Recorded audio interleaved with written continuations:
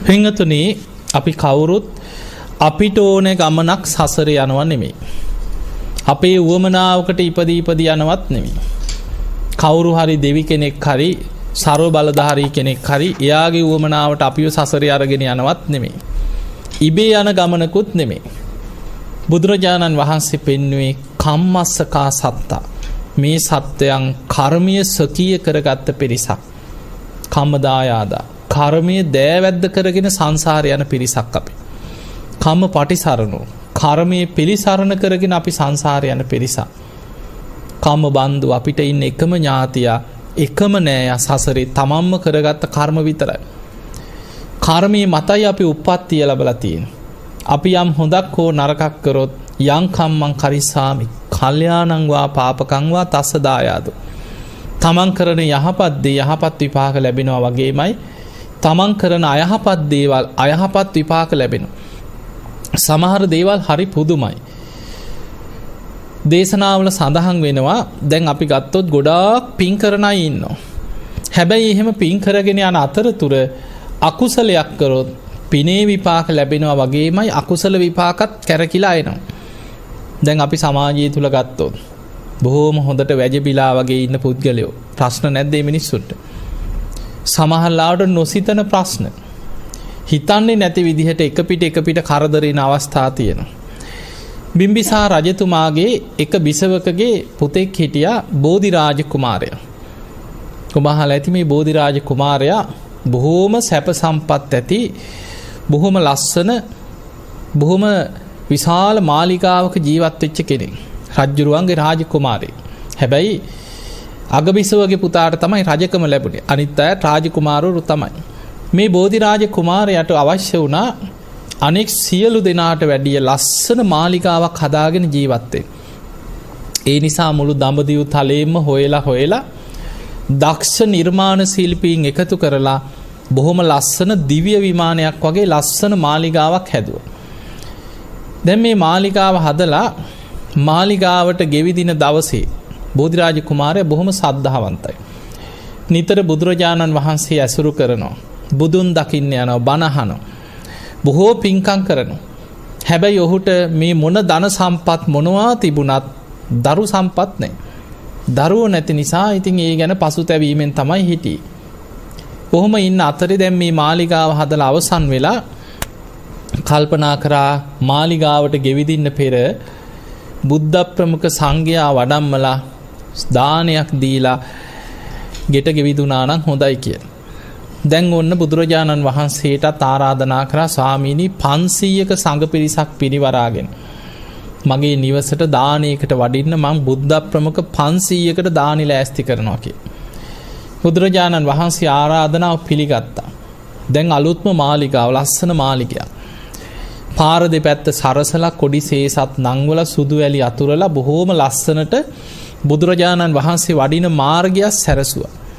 දැන් මාලිගාවම ලස්සනට සරසලා බුදුරජාණන් වහන්සේට මාලිගාවට ඇතුළට පිවිසෙන ප්‍රධාන දොරටුව ළඟ ඉඳන්ම ඊටා වටිනා ලස්සනට සකස් කරපු පාවඩයක් එළුවා. පාවඩේ එලලා ඔහු ප්‍රාර්ථනයක් කරත් මේ බෝධිරාජ කුමාරයා තමන්ගේ අතින්මයි පාවඩේ එලන්නේ.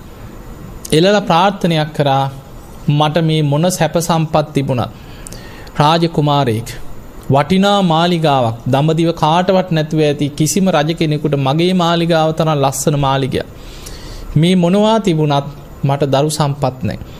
ඒ නිසා මේ පාවඩේ මතින් බුදුරජාණන් වහන්සේ සංඝ පිරිස පිරිවරාගෙන පාවඩේ මතින් වැඩම කරත්වා මට දරු සම්පත් ලැබෙනවා නම් බුදුරජාණන් වහන්සේ මේ පාවඩේ මතින්ම සිරිපා තබමින් වැඩම කරත්වා. එහෙම හිතාගෙන අර පාවඩේ එලලා බලාගෙන වැඳගෙන හිටියා. බුදුරජාණන් වහන්සේ සංඝයා සමග නිවස ඉදිරියට වැඩම කරලා පාවඩේ ළඟ හිටගත්තා. අකුලන්න කිව්වා. බුදුරජාණන් වහන්සේ කතා කරලා කියන මේ පාවඩේ අයින් කරන්න කිව්වා. අඩියවත් තිබ්බේ නැහැ. බෝධිරාජ කුමාරයා බැලුවා ඇයි මේ? බුදුරජාණන් වහන්සේ පාවඩේ ඉවත් කරාට පස්සේ නිවසට වැඩම කරා. නිවසට වැඩම කරලා බුද්ධ ප්‍රමුඛ 500ක් සංඝයාට බොහෝම සද්ධාවෙන් දානයත් පූජා කරා. හැබැයි හිතේ තියෙන ඇයි තථාගතයන් වහන්සේ මේ පාවඩේ උඩින් වැඩම නොකරේ? දානි වළඳලා බුක්තානුමෝදනා ධර්ම දේශනා කරද්දී බෝධිරාජ කුමාරයා අහනවා අනේ ස්වාමීනි ඇයි මගේ පාවඩේ මතින් වැඩම කරේ නැත්තේ? බුදුරජාන් වහන්සේ වදාළ බෝධිරාජ කුමාරය ඔබේ ප්‍රාර්ථනය ඉෂ්ට වෙන්නේ නැහැ කියෝ. ඔබේ ප්‍රාර්ථනයක් තිබුණා තථාගතයන් වහන්සේ සංඝ පිරිස සමගින් මේ පාවඩේ මතින් වැඩම කරනවා නම් දරු සම්පත් ලැබේවා කියලා. ඔබට දරු සම්පත් ලබන්න අකුසල විපාකකින් කර්ම විපාකකින් ඒක වැහිලා යනවා කියෝ. වෙන හේතුවක් නෙමෙයි පෙර කර්ම විපාකයක් කියෝ. දැන් මේ කර්ම විපාකේ දැනගන්න අවශ්‍යයි. බෝධිරාජ කුමාරයා කියනවා අනේ ස්වාමීනි මොකක්ද මගේ පෙර කර්මය කියලා මට කියලා දෙන්න කියලා. බලන්න පෙර සංසාරේ බුදුරජාණන් වහන්සේ වදාළ කුමාරය ඔබ පෙර එක ආත්මයක බොහෝ කාලයකට පෙර ඔබ නාවික පිරිසක් එක්ක නැව්වල නැගලා වෙළඳාම යන අතරතුර හදිස්සියෙම කුණාටුවකට හසු වෙලා නැව් මුහුදුබත් වුණා කියලා. ඒ වෙලාවේ කොහොම හරි අර නැවේ තිබ්බ ලී කෑලි කොට කෑලි වල එල්ලිලා පිරිස පීන ගත්තා.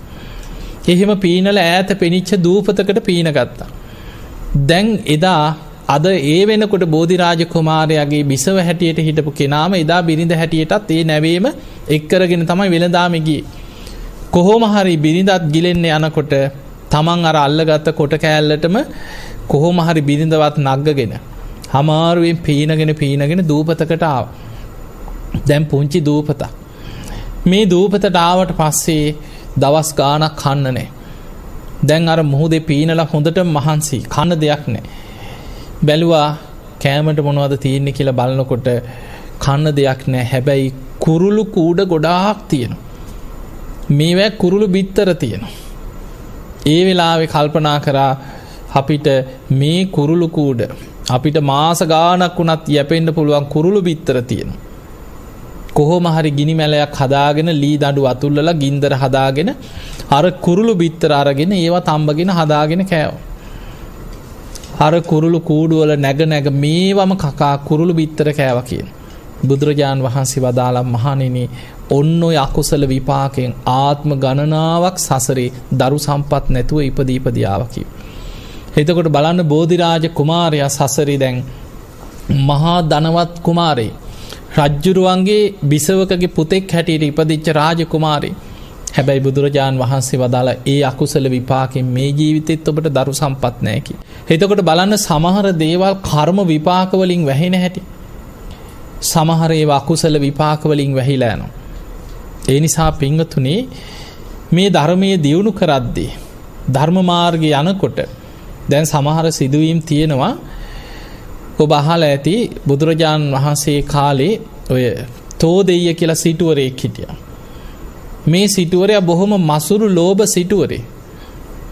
සිටුවරයා ඔහොම ඉඳලා හදිසියෙ මැරිලා ගියා. දැන් නගරවාසී මිනිස්සු කතා වුණා කොච්චර ධනෙ තිබ්බත් බොහොම ලෝභ සිටුවර මිනිස්සු කියනවනේ ඔය මහා කුණා කියලා කියන්නේ නැද්ද මිනිස්සුනේ? කොච්චර සල්ලි තිබුණත් මහා කුණෙක් ලෝභයෙක් කියලා කියනවා. ඒ වගේ දැන් මිනිස්සු කතා වුණා ඔය තෝදෙය්‍ය සිටුවරයා නම් ඔය ඉඩමෙමයි ඇත්තේ. ඔහොම කියනවන්නේ. ඔය ලෝභ සිටුවරයා ඔය ගෙදරම ඉඩමෙම ඇති. ඕක දැනගන්න පුළුවන් බුදුහාමුදුරන්ගෙන් කියලා දැන් කට්ටියක් ඔය ගැන කතා වෙලා බුදුරජාණන් වහන්සේ ජේතවනාරාමේ වැඩ ඉන්නකොට බුදුහාමුදුරු මුණ ගැහෙන්න ආවා. හැවිල්ලා වන්දනා කළා කිව්වා ස්වාමීනි භාග්‍යතුන් වහන්සේ හර මීට ටික කාලයකට පෙර මිය ගිය තෝදෙය්‍ය සිටුවරයා කොහෙද ඉපදුනේ කියලා ඇහුවා. කොහෙද උපන්නේ? බුදුරජාන් වහන්සේ බුදු වැසින් දැක්ක ඉපදිච්ච තැන. හැබැයි බුදුරජාන් වහන්සේ වදාලා අපි වෙන දෙයක් කතා කරමු කියලා. ඒකට පිළිතුරු නොදී බුදුරජාන් වහන්සේ වදාලා අපි වෙන ධර්ම කාරණයක් කතා කරමු. ධර්ම කාරණා නෙමෙයි ආවේ අර කුණුගොඩ හොයන්නනේ. දෙවනි පාරත් ඇහුවා අනේ ස්වාමීනි එහෙම නෙමෙයි.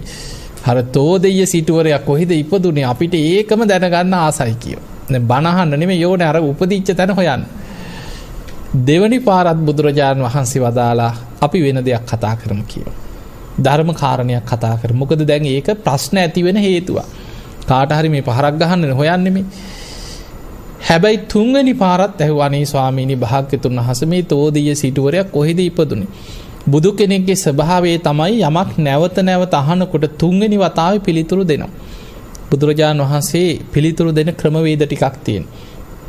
ඒකාංශ ව්‍යාකරණීය පඤ්ඤා කියනවා. නිවන් අවබෝධයට අදාළ ප්‍රශ්නයක් නම් එක එල්ලේම පිළිතුර දෙනවා. අහපු සැනින් උත්තරේ දෙනවා. ධර්මාවබෝධයට අදාළ දෙයක් නම්. සමහර වෙලාවට විභජ්‍ය ව්‍යාකරණීය පඤ්ඤා. බුදුරජාන් වහන්සේගෙන් ප්‍රශ්නයක් අහනවා. හැබැයි ඒ අහන ප්‍රශ්නේ අහන කෙනා දන්නෙත් නැහැ මොකද්ද මේ මං අහුවේ කියලා. හැබැයි මේ ප්‍රශ්නේ විස්තර කර කර බෙද කොටසෙන් කොටස විස්තර කරොත් ඔහුට ධර්මාවබෝධය කරගන්න පුළුවන්. එතකොට බුදුරජාණන් වහන්සේ අහන ප්‍රශ්නේ අරගෙන කොටසෙන් කොටස විස්තර කර කර දහම් දෙසන. ඒකට කියනවා විභජ්‍ය ව්‍යාකරණේ පඤ්ඤා. සමහර ප්‍රශ්න තියෙනවා එයා ඇහුවට එයා ළඟම උත්තරේ තියෙනවා. බුදුරජාණන් වහන්සේ පටිපුච්ච ව්‍යාකරණේ පඤ්ඤා. බුදුහාඳුරන්ගෙන් ප්‍රශ්න අහනකොට බුදුරජාණන් වහන්සේ පෙරලා එයාගෙන් ප්‍රශ්න කරනවා. එතකොට එයාටම උත්තරේ එනවා. ඒකට කියනවා පටිපුච්ච ව්‍යාකරණේ පඤ්ඤා. ඊළඟට සමහර ප්‍රශ්න තියෙනවා ඒක ඒ මොහොතේ ඒ අයට ධර්මාවබෝධයට උපකාර නොවුනත් තව පිරිසකට සද්ධාවට හරි උපකාර වෙන්න පුළුවන් නම් ඒ මොහොතේ 3 වතාවක් පිළිතුරු නොදී ඉඳලා 3 වෙනි වතාවේ උත්තරේ දෙනවා. අන්න ඒ වගේ බුදුරජාණන් වහන්සේ 3 වෙනි වතාවේ අර පිරිසට කියනවා ඔබ නැවත නැවතත් තථාගතයන් වහන්සේගෙන් මේ ප්‍රශ්නෙම විමසන. තෝදෙය සිටුවරයා ඒ සිටු නිවසේම දැන් බලුකුක්ෙක් වෙලා ඉපදිලා ඉන්නවා කියනවා. ඔන්න දැන් විස්තරය අහගත්තා. දැන් ඔච්චරයි දැනගන්න ඕන උනේ බණ අහන්න නෙමෙයි. ඊට පස්සේ දැන් බොහොම සතුටින් ගියා. ගිහිල්ලා දැන් හැම තැනම ගියා. සිටුවරයාගේ කැරට්ටුව සිටු නිවසේම ඉන්නවලු දැන් බල්ලෙක් වෙලා. අපි කිව්වේ කීකේ දැන් හැම තැනම කියා ගියා. කොහොම යනකොට මේක ආරංචිය ගියා තෝදෙය සිටුවරයාගේ පුතා සුබමානවකයා. ඔහුට කේන්ති ගියා. අපේ තාත්තා කොහොමද බල්ලෙක් වුණේ? මං අහගන්නම්කෝක ශ්‍රමණ බවත් ගෞතමයන්ගෙන් කියලා දැන් බුදුහාඳුරන්ගෙන් අහන්න. ඇවිල්ලා බුදුරජාන් වහන්සේට වන්දනා කරලා ඒකත් පසකින් පැත්තකින් වාඩි වුණා. වාඩි වෙලා ඇහුවා ස්වාමීනි භාග්‍යතුන් වහන්සේ බුදුරජාන් වහන්සේ දකින්නකොට අර කේන්තිය සංසිඳුණා. බොහොම ගෞරවයෙන් අහනවා ස්වාමීනි ඔබ වහන්සේ අපේ මිය පරලොවගේ පියාණන් ගැන මෙහෙම කතාවක් කිව්වාද? දැන් කතාව ඇහුවා. බුදුරජාන් වහන්සේ කිව්වා කීවෙත් නෑ කීවෙත් නෑ. තමන්ටම මේකේ ඇත්ත නැත්ත හොයාගන්න උපක්‍රමයක් කියන්නම් කියලා බුදුරජාන් වහන්සේ උපක්‍රමයක් කිව්වා. සුබ ඔබටම මේකේ ඇත්ත නැත්ත හොයාගන්න පුළුවන් කිව්වා. ඒ කොහොමද ස්වාමීනි? ඒ ක්‍රමේ තමයි ඔබ අද ගිහින් බලන්න කිව්වා ගෙදර ඉන්න පුංචි බලු කුක්කෙක් දැන්. එතකොට බැල්ලියකට දාව ඉපදිච්ච බලු කුක්කෙක් ඉන්නවා. මේ මාලිගාවේ දැන් සෙල්ලම් කර ඉන්නවා. ගිහිල්ලා මේ බලු කුක්කව ආදරෙන් අද නාවන්න කිව්වා.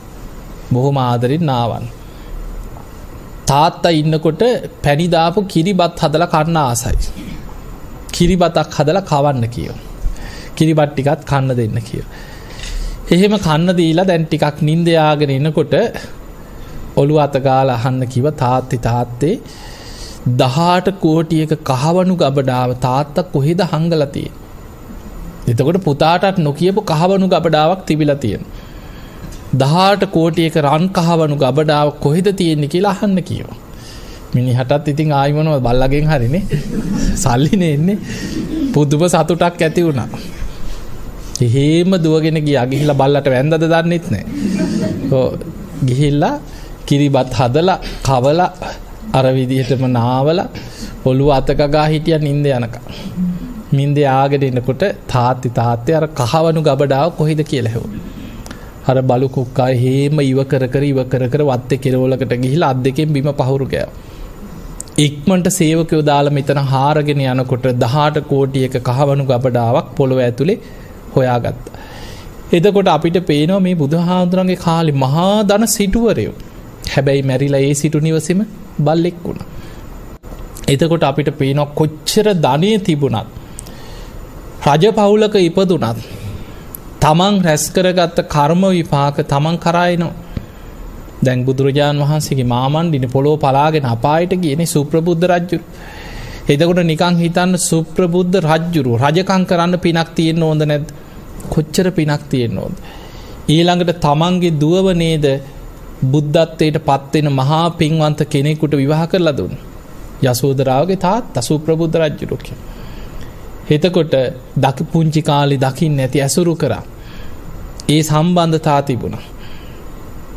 හැබැයි තමන්ම රැස් කරගත්ත කර්ම බුදුරජාණන් වහන්සේ බුදු වෙලා වඩිනකොට මහා සංඝ පිරිස පිරිවරාගෙන වඩිනකොට හොඳටම මත්පැන් බීලා අමාත්‍යවරු පිරිසයි රාජබටයෝ එකතු කරගෙන ඇවිල්ලා පාර අහුරගෙන බුද්ධ ප්‍රමුඛ සංඝයාට පාර යන්න ඉඩ නොදී නින්දා පහස කරන්න පටන් ගත්තා.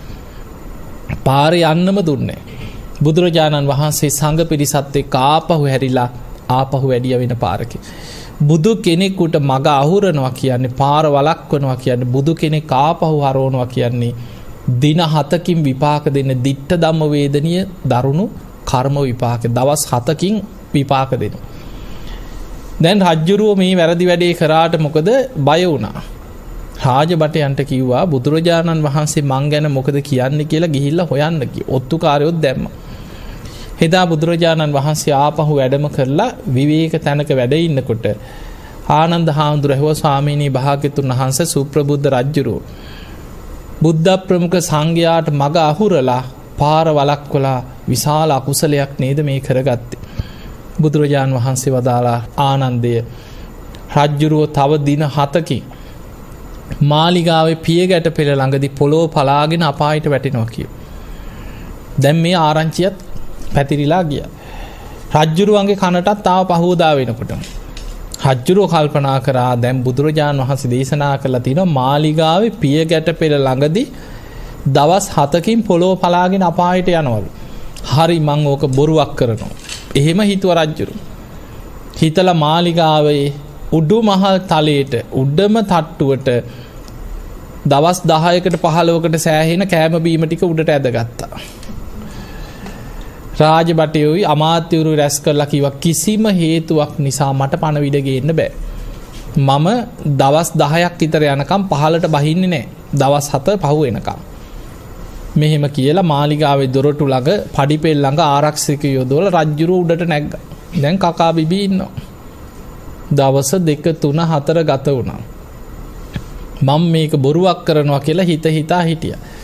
ඔහොම ඉඳලා හරියට 7 වෙනි දවසේ රජ්ජුරුවන්ගේ මංගල හස්තිය කුලප් වුණා. අස්සයෝ ටිකත් කුලප් වුණා. මාලිගාව වටේ දුවනවා. ඇතා කුලප්පු වෙලා මාලිගාවේ කණුවලට අනිනවා තාප්ප පෙරලනවා. ඇතා මාලිගාව වටේ දුවනවා. ඇඩ්ගොව්වන්ට පාලනය කරගන්නත් බෑ. රජ්ජුරුවන්ට කීකරුයි මේ හස්තිය. රජතුමා අර උඩුමහල් තලයේ ඉඳන් පහළට බලාගෙන කෑ ගහනවා. මෙහෙම කරන්න. ඔය ඇතා අල්ලගන්න කී කෑ ගහනවා. ඇඩ්ගොව්වන්ට ඇහෙන්නෙත් නෑ. අන්තිමට උන් හිටි තැනුත් අමතක වුණා. කෑ ගහ පල්ලෙහාට පඩිපෙලෙන් දුවගෙන ආවා. මේ ඇඩ්ගොව්වන්ට බැයිද මේ ඇත්තාව පාලනය කරගන්න කියලා කෑ ගහ පල්ලෙහාට ආවා. එනකොට දොරටු ළඟ හිටපු ආරක්ෂකයන්ව තල්ලු කරගෙන ආවා. ඉතින් රජ්ජුරුවනේ පල්ලෙහාට ඇවිල්ලා මාලිගාවේ පියගැට පෙළ ළඟදී පොළොවට අඩිය තියෙනකොටම පොළොව පුපුරලා විශාල ගිනි ජාලාවක් උඩට මතු වුණා. එහෙම ගින්නෙන් වෙලිලා අපායට මැදිලා ගියා. එතකොට බලන්න යසෝදරාවගේ තාත්තා දේවදත්තගේ තාත්තා බුදුරජාණන් වහන්සේගේ මාමණ්ඩිය පොළොව පලාගෙන අපායේ. එතකොට අපිට පේනවා රජකම් කරත් තමන් සසරේ රැස් කරගත්ත කර්ම අරගෙන තමන් යන සංසාර ගමනක් තියෙන. ඒ නිසා පින්වතුනි හැම වෙලාවෙම කර්මය ගැන හිතන්න. මම යම් කර්මයක් කරොත් ඒකේ විපාක මා කරා එනවාමයි. එහෙම අපි හිතනවා නම් අපිට අකුසල් වලින් වළකින්න පහසුයි. අපි නිතර හිතනකොට අකුසලයක් කරන්න හිතුණත් සැනින් මතක් වෙනවා. මම මේ දේ කරොත් මේකේ විපාකයක් මටම ගෙනියන්න වෙනවා කියලා මතක් වෙනවා. ඒ නිසා දැන් බලන්න හැම බුදු කෙනෙක්ම පහළ වෙලා අපිට පෙන්නලා දෙන අනුශාසනා සබ්බ පාපස්සා කරන සියලු පාපී අකුසල් වලින් වළකින්න කියලා. ආයි එකක් දෙකක් කීපයක් නෙමෙයි. සියලු පාපී අකුසල් වලින් වළකින්න. මොකද පුංචි උනත් දැන් සමහරු ඔය පොඩි දේ ඕක ප්‍රශ්නයක් නෑ. පොඩි සතෙක් මැරුවට කමක් නෑ. එහෙම නැද්ද නිකන්? ඔය පොඩි දෙයක් ගත්තට කමක් නෑ. අච්චර මිනිස්සු ලොකු හොරකම් කරනවා නම් අපි මේ පොඩි එකක් හොරකම් කරපුවාම මොකද? කොහොම සමාජය අහලා නැද්ද? ඒ නිසා පුංචි කියලා නෑ. සමහර වෙලාවට මතක තියාගන්න චූටි දේ අනෙක් සියල්ලට වැඩිය බලවත් වෙන්නත් පුළුවන්. ඒ පුද්ගලයා සමහර ලාවට ඒක හිතලා පොඩි දේ වුණත් හිතන්න ඔබ අහලා ඇති අර ඒරකපත්ත නාගරාජයා ගැන. කාශ්‍යප බුදුහාඳුරන්ගේ කාලේ සිල්වත් ස්වාමින් වහන්සේ නම. අවුරුදු 20000ක් සීල් රැක්කා කියලා. කාශ්‍යප බුදුහාඳුරන්ගේ කාලේ ආයුෂ අවුරුදු 20000ක්. මේ අපි ඉන්න කාලේ වගේ නෙමෙයි. එතකොට බොහෝම සිල්වත් කෙනෙක්. උන්වහන්සේ ගඟෙන් එතර වෙලා හදිසියේ මේ ගංගාවකින් මේ ස්වාමීන් වහන්සේ වඩිනකොට අර මේ ඔරුව පොඩ්ඩක් පැද්දුනා. විසිවෙන් වැටෙන්න වගේ ගියා. එකපාරට බයට එතන තිබ්බ අත්තක මෙහෙම අල්ලගත්තකම අත්ත කැඩිලා අතට. දැන් මේක මේ මහා ලොකු අකුසලයක් නෙමෙයි. බුදුරජාණන් වහන්සේගේ දැන් අදටත් ඒ කාශ්‍යප බුදුහාඳුරන්ගේ වගේම ගෞතම බුද්ධ ශාසනයේ එහෙම ශික්ෂාපදයක් තියෙනවා. ඒක අද පනව අපේ බුදුහාමුදුරුව පැනෙවේ නිගණ්ඨයෝ නින්දා අපහාස කරන්න ගත්ත භික්ෂූන් වහන්සේලාට නිගණ්ඨයෝ හිතාගෙන ඉන්න මේ ගස් කොළන් වලට පණ තියෙනවා කියලා. ඒක බීජී ප්‍රාණීන් කියලා තමයි නිගණ්ඨයෝ කියන්නේ. ඒ ඉතින් පේන්න බලාගෙන ඉන්නේ නැති ගහ පැලවිලා එනවා පණ ගාගෙන එනවා. ඊළඟට ඒවෙන් ගෙඩි හට ගන්නවා මල් හට ගන්නවා ඒව වැටිලා ආයි පැලවෙනවා. නිගණ්ඨයෝ හිතන්නේ මේවට පණ තියෙනවා කියලා. නිගණ්ඨයෝ නින්දා කරන්න පටන් ගත්තා මේ ශ්‍රමණ බවත් ගෞතමයෝ ගේ ශ්‍රාවකයෝ බුදුහාඳුරන්ගේ ශ්‍රාවකයෝ කිසිම කරුණා මෛත්‍රයක් නැතුව මේ ගස් කොළන් සිඳිනවා කියලා නින්දා කරන. බුදුරජාණන් වහන්සේ බැලුවා මිනිස්සු පව් පුරව ගන්නවනේ. ඒක බොරුවක් තමයි. හැබැයි මිනිස්සු අකුසල් කරගන්න. ඒ නිසා බොහෝ දෙනාගේ හිතසුව පිණිස බුදුරජාණන් වහන්සේ භික්ෂුන් වහන්සේලාට දේශනා කරා මහණෙනි ගස්වල අතු භික්ෂුන් වහන්සේලාගේ අතින් මේ ගස් කපන ඒවා අතු සිඳින ඒවා කරන්න යන්න එපා. ඒවා ඉතින් දායකයෝ ලව්ව ඒවා ඒ අය කරයි. ඒ අයට ඒක කියලා කරගන්න ක්‍රමයක් බුදුහාඳුරෝ පෙන්නනවා. ඒ ඇරෙන භික්ෂුන් වහන්සේලාගේ අතින් මේ ගස් කපන්න ඒවට යන්න එපා කියලා. දැන් මේ වගේ වැරද්දක් බැරි වෙලා හරි අපි ගම අත්තක් කපලා මොනවා හරි වැරද්දක් වුණා කියලා ඒක ඇවැද්ද ඉස්සලා පිරිසිදු කරගන්න පුළුවන් ශික්ෂාපදය. ඔබ අහලා ඇති භික්ෂුන් වහන්සේලා උපසම්පදා ස්වාමීන් වහන්සේලා ඇවැද්ද ඉසනවා. එහෙම ඇවැද්ද ඉස්සලා දේශනා කරලා ස්වාමීනි අද මගේ අතින් මෙහෙම වැරද්දක් වුණා මම ආයි මේක කරන්නේ මම ආයෙත් සංවරයට එනවා කියලා උන්වහන්සේලා ඇවැද්ද ඉස්සලා පිරිසිදු වෙනවා. ඒක එතනින් ඉවරයි. දැන් මේ පුංචි දේ අර ස්වාමීන් වහන්සේට මහ විශාල දෙයක්. ඇයි හරියට සීල් රැකපු කෙනෙක්. හොඳට සීල් රැක්කා. අර පොඩි දේ ඒක දැන් හිතට ගත්තා. අයියෝ මට වෙච්ච දේ. මං කවදාවත් මෙහෙම දෙයක් කරලා නැහැ. මගේ අතින් ගහක අත්තක් කැඩුණා නේද? අයියෝ මං කරගත්ත දේ කියලා අරක හිත පසුතැවුණා. එහෙම යනකොටම පපුවේ අමාරුව හැදිලා මැරුණා. අපවත් වුණා. ඒරක පත්ත කියලා නාගයෙක් වෙලා පහළ වුණා.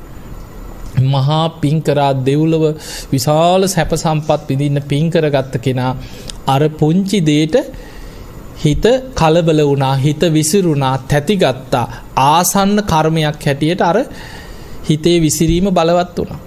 කරගත්ත පින නෙමේ අර මොහොතේ අර පුංචි දේ බලවත් වෙලා. ඒ නිසා සමහර වෙලාවට අපි පුංචි කියලා හිතන දේ බලවත් වෙන්න පුළුවන්. ඒ නිසා කවදාවත් පුංචිවත් අකුසලයක් ඒකයි බුදුරජාණන් වහන්සේ පෙන්නන්නේ සබ්බ පාපස්සා කරන. සියලු පාපී අකුසල් වලින් වළකින්න. කුසලස්ස උපසම්පදා පුළුවන් තරම් පින් කරන්න කුසල් වඩා. පුංචි කුසලෙත් බලවත් වෙන්න පුළුවන් මතක තියාගන්න. දැන් ඔබ ওই විමානවත්වයේ කතා අහලා ඇතින්නේ. එක බත් හැන්ද පූජා කළ දිව්‍ය ලෝකයක් ගිය අය ගැන අහලා නැද්ද? වතුර ටිකක් දන් දීලා දෙව්ලොව ගිය අය ගැන තියෙන. පිට්ටු කෑල්ලක් පූජා කළා දිව්‍ය ලෝකේ ගිය අය ගැන තියෙන. උක්දණ්ඩක් පූජා කරලා. එවැනි දේශනා කීපයක් තියෙන. මේකේ හිත රැකගන්න එකයි දක්ෂම කාරණේ. ඒක හරි පුදුමයි. දැන් අපි ගත්තොත් ඒ විමානවත්වයේ තියෙනවා දෙවනියට තියෙන මේ විමාන කතාව. ඒකේ තියෙන්නේ දවසක් ස්වාමීන් වහන්සේ නමක් පිණ්ඩපාතේ වඩිනකොට ගෙදරකට පිණ්ඩපාතේ වැඩියා. ඒ ගෙදර නැන්දම්ම බොහෝම සැර යක්ෂණියෙක් වගේ නැන්දම්මෙක් ඉඳලා තියෙනවා. එතකොට නැන්දම්මත් නෑ ගෙදර. දානි දෙන්න දෙයක්වත් නෑ. ලේලිය බැලුව බලනකොට නැන්දම්මගේ කාමරේ තියෙනවා උක්දඬු දෙකක්. ඒ වෙලේ කල්පනා කරා දැන් මේක පූජා කරගන්න අනේ මට පිනක් කරගන්න උක්දඬු දෙකක් තියෙනවා. හැබැයි නැන්දම්මගෙන් ආයි විසුමක් වෙන්නේ නැහැ මේක පූජා කරගත්තොත්. කමක් නැහැ ඕන දෙයක් වෙච්ච දෙන් කියලා මං කරන්න පිනක් නේ කියලා ඒ වෙලාවේ අනේ ස්වාමීනි වැඩ ඉන්න කියලා ඉක්මනට අර උක්දඬු දෙක අරගෙන මිරිකලා උක් පැණි ටිකක් ගෙනහිල්ලා පාත්‍රයට පූජා කරා. බොහෝම සද්ධාවෙන් දන ගහලා වැන්දා. උන්වහන්සේ ගාතාවකින් පින් දීලා වැඩියා. දැන් මේක හිත හිටියා. අනේ කොච්චර පිනක්ද කී කිනොත් මෙන්න ආව නැන්දම්ම. ඇවිල්ලා කාමරයට ගිය ගමන් උක්දණ්ඩු දෙක නෑ එක පාට කේන්ති ගියා. කොහොමගේ මේ කාමරේ තිබ්බ උක්දණ්ඩු දෙක කියලා ඇහුවා. එහෙම ගිහිල්ලා කිව්වනේ අම්මේ හිත පහදවා ගන්න. පිණ්ඩපාතේ වැඩියේ ස්වාමින් වහන්සේ නමකට මම මේ උක්දණ්ඩු දෙක පූජා කරා කිව්වා. තී කාගෙන් අහලාද මගේ උක්දණ්ඩු දෙක පූජා කරේ කියලා. ඔබ බලන්න දේශනාව. එහෙම එතන තිබ්බ පුටුවක් උස්සලා ගැහුවා කියන. කොහොම කෙනෙක්ද ආයිනේ. වැදුනේ නරක තැනක. එහෙම ඇදගෙන වැටුණා, මැරුණා. එහෙම පණ යනකොට මට සිහි වුණේ මම පූජා කරපු උක්දණ්ඩු පූජා කරපු පිනයි කියන මතක් වුණේ. ඒ පිනෙන් නින්දෙන් පිබිදියා වගේ දිව්‍ය විමානයක පහළ වෙනවා. එතකොට බලන්න එතන වැදගත්ම දේ මොකද්ද? දැන් අපි කොච්චර බණ අහලා තිබ්බත්, අපි කොච්චර පින්කම් කළා තිබ්බත්, ওই වගේ ප්‍රශ්නයක් වුණොත් නෑන්දම්මගේ බෙල්ල මිරිකනවා කියලා නෙමෙයි මැරෙන්නේ එහෙනම් ඈ. මම මැරිලා හරි පලි ගන්නවා කියාගෙන මිනිස්සු මැරෙන්නේ එහෙනම්. ආයි සුගතිය හිත පිහිටවයිද? අන්න හිතේ තියෙන පින හිත දියුණු කරගත්ත කෙනා, හිත රැකගත්ත කෙනාගේ ස්වභාවය. අර නැන්දම්මට වෛර කරෙත් නෑ. මට ගැහුවා නේද කියලා හිතුවෙත් නෑ. මම මෙච්චර පිනක් කළා මට මොකද්ද මේ වුනේ කියලා හිතුවෙත් නෑ. දැන් සමහරව ඕක අනිත් පැත්තට පිනට ගරහ කරනවා. ඕන් අපි දන් දීලා අපිට වෙච්ච දේ එහෙම හිතනවනේ නේ. හැබැයි තමන් හිතුවේ අනේ කොච්චර ලාභයක්ද. මං උක්දණ්ඩු දෙකක් මිරිකලා පූජා කරා, උප්පැණි දෙකක් පූජා කරගත් ආර්යයන් වහන්සේ නමකට කොච්චර ලාභයක්ද කියලා හිත පහදවා ගත්ත. එහෙම පණ ගියා. නින්දෙන් පිවිදියා වගේ දිව්‍ය ලෝකේ දිව්‍ය විමානයක පහළ වුණා. ඒ නිසා පින්වතුනි හිත රැක ගන්නවා කියන එක හරි අමාරු දෙයක්. හිත රැකගන්නේ. දැන් බලන්න සමහර අය හොඳට පින්කම් කරනවා. එහෙම පින්කම් කරලා පුංචි දෙයකට සමහර ලාවට නොසි පොඩි දෙයක් වෙන්න පුළුවන්. ඒකෙන් වෛර බැඳ බැඳ ඉන්නේ නැද්ද මිනිස්සු? ඉන්නවා. සමහර අම්මලා ඉන්නවා එක්ක වතුර වීදුරුව පරක් වුණා කියලා වෛර බඳින අය නැද්ද? බේත් පෙත්ත වෙලාවට ගෙනත් දුන්නේ නැහැ කියලා වෛර බඳින්නේ නැද්ද? කොච්චර කන්න දෙනවනේ, නාවනවා, කෑම ටික කවනවා, ආදරෙන් සලකනවා, ඔක්කොම කරත් අර පොඩි දෙයට ඒක ඇති. ඒක මේ හිතේ තියෙන භයානකකම. මේ කෙලෙස් සහිත සසර ගමනේ හිතක තියෙන භයානකකම තමයි ඒක. සැනින් හිත කුසලෙ නෙමෙයි අකුසලයක් අල්ලගන්න. ඒක ඉතින් කාලයක් හිත පුරුදු කරගත්ත කෙනෙකුට විතරයි, හොඳට හිත දමනය කළා හිත පුරුදු කරගත්ත කෙනෙකුට විතරයි කුසලයක හිත රඳවගෙන අකුසලයේ එනකොටම බැහැර කරන්න පුළුවන්. එහෙම නැත්නම් බොහෝ දෙනෙක් අකුසල් උපාදාන කරගන්න. සමහරලාවට පුංචි දෙයක් වෙන්න පුළුවන්. කෙනෙකුට වෛර කරගෙන, ද්වේෂ කරගෙන, කේන්තියෙන් ඒක ඉතින් ආයි කොච්චර පින් කරපු ධර්මාශෝක රජුරෝනේ මහා පින් කරා, මහරහතන් වහන්සේලා ඇසුරු කරා. 84000ක් විහෙර විහාර හැදුවා. ඒත් මරණ මංචකේ අර පවන්සලන මිනිහත් එක්ක කේන්තියක් ආවන්නේ. වටාත්ත වැදුනා කියලා. ඒ වගේ ජීවිතේ හිතේ ස්වභාවය තමයි නොසිතන විදිහට අපේ හිත නොමග යන්න පුළුවන්. ඒ නිසා පින්වතුනි හැම බුදු කෙනෙක්ම අපිට පෙන්නලා දුන්නේ කර්ම රැස් වෙන්නේ. කර්මය කියන්නේ මොකද්ද? චේතනාව. දැන් කවුරු හරි ඔබෙන් ඇහුවොත් මොකක්ද ඔය කර්මය? කර්මය කියන්නේ චේතනාව. චේතනාහම් භික්කවේ කම්මං වදාමි. චේතයිත්වා කම්මං කරෝති කායේන වාචාය මනසා. චේතනා පහල කරලා අපි කර්ම රැස් කරනවා කායේ. අපේ කය ක්‍රියාත්මක වෙන්නේ කර්මයක් එක්ක, චේතනාවක් එක්ක. වාචාය අපි මේ කතා කරන හැම වචනයකම හිත ඇතුලේ සකස් වෙනවා. ඒකට කියනවා විතක්ක ਵਿਚාර. චේතනාව සකස් වෙනවා. අපි හිතෙන් හිතනකොට චේතනාවක් ඇතුව තමයි සිතුවිලි ක්‍රියාත්මක වෙන්නේ. ඒකට කියනවා මනෝ සංචේතනා කියලා. මනසේ පහළ වෙන චේතනාව. එතකොට අපේ සිත, කය, වචනය කියන තුන්දරම කර්මයක් එක්ක තමයි බැඳිලා තියෙන්නේ. ඉබේ වැඩ කරනවා, ඉබේ කතා කරනවා, එහෙම එකක් නැහැ. එහෙනම් ඉතින් මලමිනික් කතා කරන්න ඕනේ. ඉබේ කතා වෙන්නේ නැහැ. චේතනාවක් එක්ක තමයි මේ ඔක්කොම අපි අතපය හොලවන්නේ, ඇවිදින්නේ, වැඩ කරන්නේ, දන් දෙන්නේ, පින්කම් කරන්නේ, බණ අහන්නේ, භාවනා කරන්නේ, කතා කරන්නේ, හිතන්නේ, ඔය ඔක්කොම චේතනාවක් එක්ක. හැබැයි බුදුහාමුදුරුවෝ පෙන්නනවා විපාක ශක්තියක් නැත්තේ කොතනද? නින්දෙදි විතරයි කියලා. හීන දකින්නවනේ අපි. හීනවල විපාක ශක්තියක් නැහැ. හැබැයි අපි නැකිටලා ඉන්නකොට, අවදියෙන් ඉන්නකොට, සිහියෙන් ඉන්නකොට යමක් කියනවද, කරනවද, හිතනවද හැම වෙලාවෙම විපාකයක් පිණිසමයි කර්මය හැදෙන්නේ. හැබැයි නිදාගෙන ඉන්නකොට දැන් බුදුහාමුදුරුවෝ පෙන්නනවා සිහින ගැන උපමා 3ක් පෙන්නනවා. මහණෙනි සිහින කියන්නේ ජීවිතේ වඳ බව කියන. සිහින කියන්නේ ඵල රහිත බව කියන. සිහින කියන්නේ මුලාවක් කියන. දැන් අපි හිතමු අපි හීනයක් දකිනවා රණ්ඩුවක්. තරහකාරයෙක් එක්ක ලොකු යුද්ධයක් දකිනවා හීනෙන්. දැන් ගහ ගන්නවා බැන ගන්නවා රණ්ඩු වෙනවා ගිනි තියනවා බෝම්බ ගහනවා ලොකු යුද්ධයක්. නිකන් හීනවල පේන්නේ මේ වගේ සටන්නේ නේ. දැන් කොහොම හරි තරහකාරයා මැරෙනවා. දැන් ඇඳෙන් නැකිට ගමන් මිනිමරුවෙද්ද? ඒක හීනයක්. ඒකේ විපාක ශක්තියක් නැහැ. හීනෙන් දකින්න ආස කරන දෙයක් හොරකම් කරගෙන යනවා. කාගේ හරි මල් පැලයක් කියලා හිතමු. පාරේ යනකොට දකින්නවා අහල පහල ගෙදරක ලස්සන මල් පැලයක් තියෙන. මේක හිත හිතා යනවා. එහෙම නිපුටුවේ හරි ගිහිලා ඇඳේ හරි හාන්සි වෙච්ච ගමන් නිින්ද යනවා. නිින්දෙන් දකින්නවා වත්තට පැනලා මල් පැලේ උදුරගෙන යනවා හොරෙන්. දැන් නැකිට වෙච්ච ගමන් හොරෙද්ද? ඒක හීනයක්. හැබැයි මතක තියාගන්න බුදුහාඳුරු පෙන්නන මෛත්‍රී සිත වැඩුවොත් න පාපකං සුපිනම් පස්සති. පෞකාර හීන දකින්නේ නැහැ කියන මෛත්‍රී භාවනාව වඩලා මෛත්‍රී සහගත හිතක් ඇති කියන ඔය අකුසල සහගත සිතුවිලි වලින් හීන දකින්නේ නැහැ කියන. හිත රැකෙනවා නින්දේ පව. හැබැයි අපි හීනවලදී හීනෙන් පේන කරන කියන දේවල් වල විපාක ශක්තියක් නැහැ. ඒ වුණාට මිනිස්සු හීන තුල කොච්චර විඳවනවද කියලා බලන්න. සමහරු භයානක හීන දකිනවා. නිදා ගන්නත් බයයි සමහර. තනියෙන් නැද්ද එහෙම? ඔය කිවල් වල පොඩි උන් එහෙම නැද්ද එහෙම? එක්ක දෙන්නෙක් දෙපැත්තේ තියාගෙන මැද නිදා ගන්න. තනියෙන් නිදියන්න බය. භයානක හීන පේන. හීනෙන් කෑ ගහනවා, බෙල්ල මිටි කන්න එනවා කියනවා. දත් මිටි කනවා, සෝහනට අදිනවා කියයි.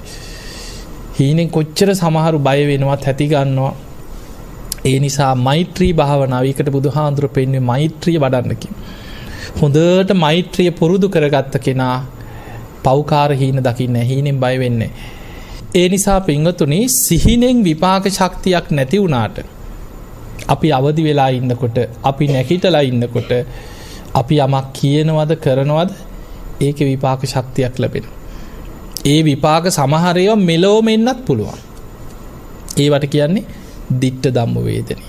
සමහර ඒවා ඊළඟ ජීවිතේ එන්න පුළුවන්. සමහර කර්ම තියෙනවා මහා බලවත්. හැබැයි මෙලොව මැරෙනකම් වැජබිලා ඉන්නවා. ආනන්තරීය කර්ම ඒ වගේ. දැන් අජාසත් රජුරෝ තාත්තා මැරුවා. මැරෙනකන් රජකම් කර කර හිටියද නැද්ද? හිටියා. මිනිස්සු කියන්නේ නැතිව කෝ අර පව්කාරයා තාම රජකම් කරනවා. කෝ විපාක කීකේ ඉන්නේ නැති. හැබැයි මරණින් මත්තේ අපාය. කල්පයක් අපාය. සමහර කර්ම තියෙනවා මෙලොව විපාක දෙන්නේ නැහැ. ඒකේ විපාක ලැබෙන්නේ ඊළඟ ජීවිතේටමයි. ඒකට කියනවා උපපච්ච වේදනි.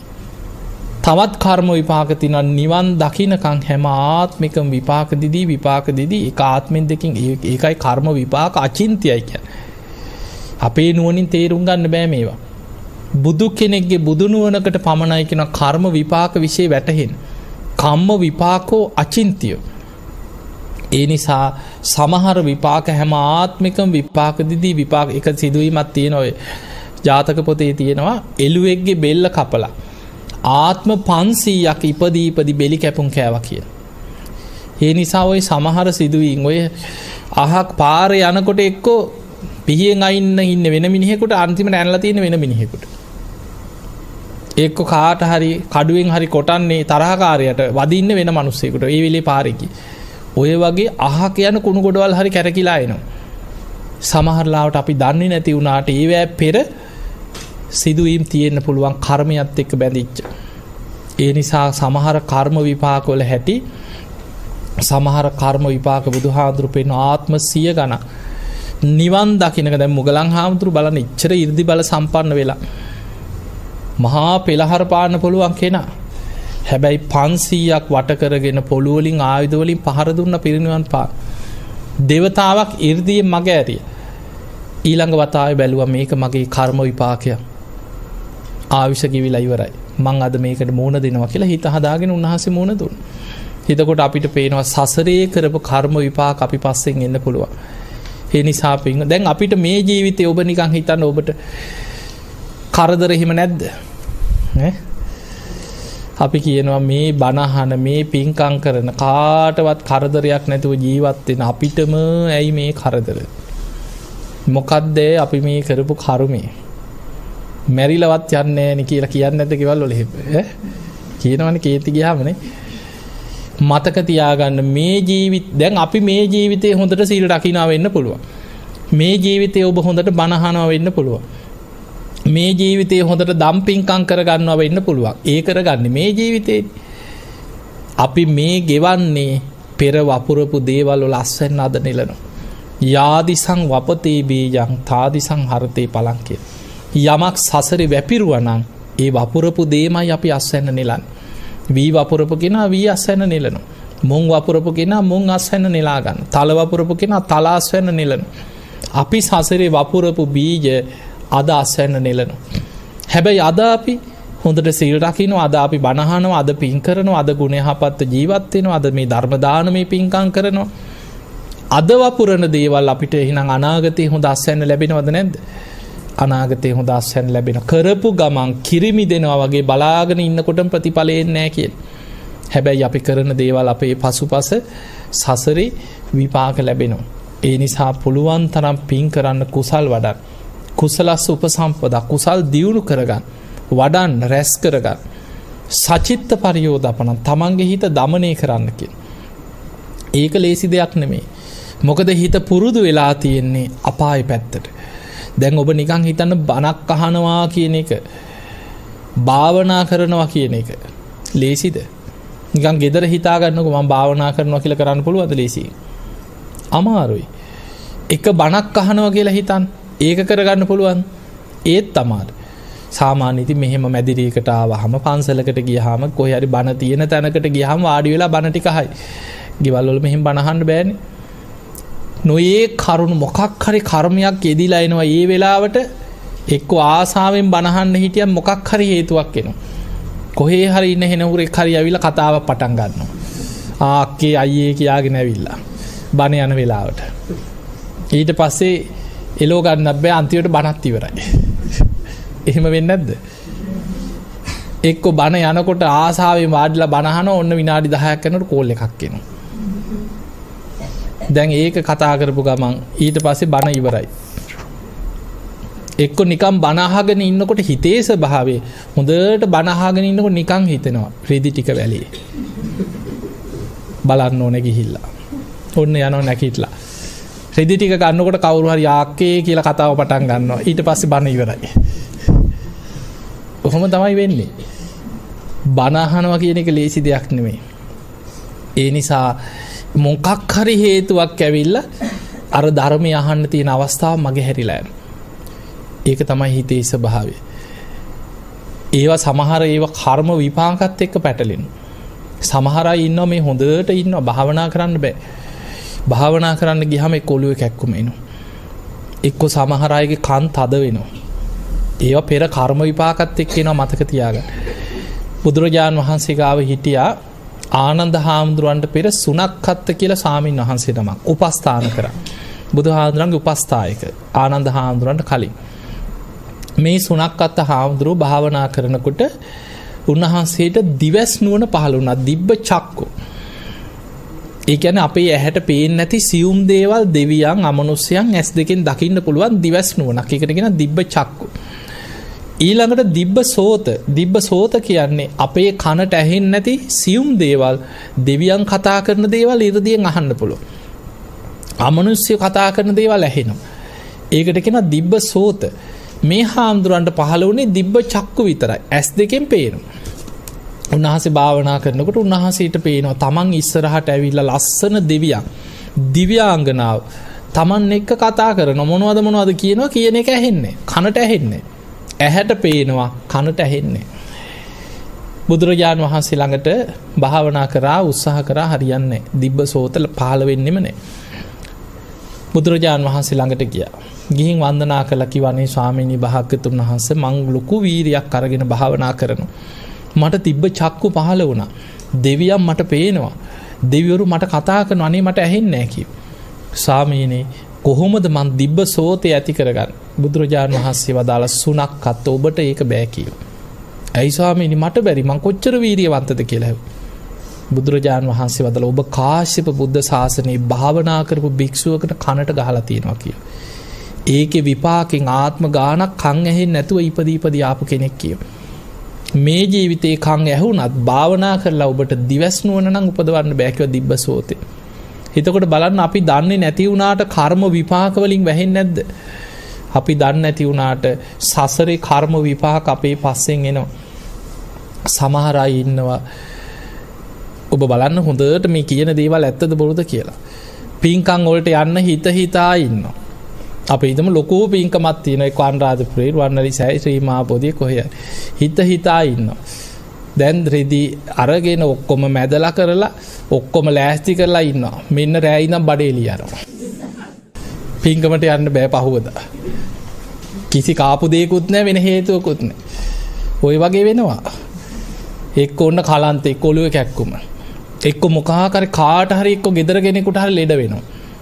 මොකක් හරි හේතුවක් වැටෙනවා. අර පින්කම දවසටම කරදරයක් එනවා.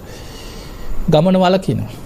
අපි දන්නේ නැති වුණාට කර්ම විපාක අපේ පස්සෙන් එනවා. සමහරලාවට අපි බණ භාවනා කරන කෙනෙකුට සසරේ හිරිහැර කරලා තිබ්බොත් අපි භාවනා කරන්න ගිය දවසටයි ඒකේ විපාක එන්නේ. ඔය පව්කම් කර කකා බිබී hina විහිළු තහළු කර ගෙවල් වල ඉන්න තාක්කල් ප්‍රශ්නයක් නැහැ. අපි කවදා හරි භාවනා කරන්න පටන් ගත්ත දවසේ ඉඳන් කරදර එනවා. බණ අහන්න පටන් ගත්තද එතන ඉඳන් කරදර. අර වේ විපාක එන්නේ මේ විදිහට. ඒ නිසා පින්වතුනි ධර්මයේ දියුණු කරගන්න. ඉතින් එහෙමනම් ඔබ හැම දිනාටම කර්මය ගැන උදේ හවස සිහි කරන්න. ඔබත් මමත් අපි කවුරුත් කර්මයේ දායාද කරගෙන කර්මයේ උප්පත්තිය කරගෙන කර්මයේ ඥාතියා කරගෙන යන ගමන. ඒ නිසා සබ්බ පාපස්සකරණං සියලු පාපී අකුසල් වලින් වැළකීලා කුසලස් උපසම්පදා පුළුවන් තරම් පින් දහම් කුසල් දහම් දියුණු කරගෙන සචිත්ත පරියෝදපන තමන්ගේ හිත දමනය කරගෙන ඔබ හැම දිනාටම උතුම් වූ ධර්මයම අවබෝධ කරගන්න වාසනාව ලැබේවා කියලා ආශිර්වාද කරනවා. අද මේ ධර්ම දේශනාවෙන් රැස් කරගත් සියලු පින් සියලු දෙවියෝ සාදුකාර දිදී මේ පින් අනුමෝදන් වෙත්වා.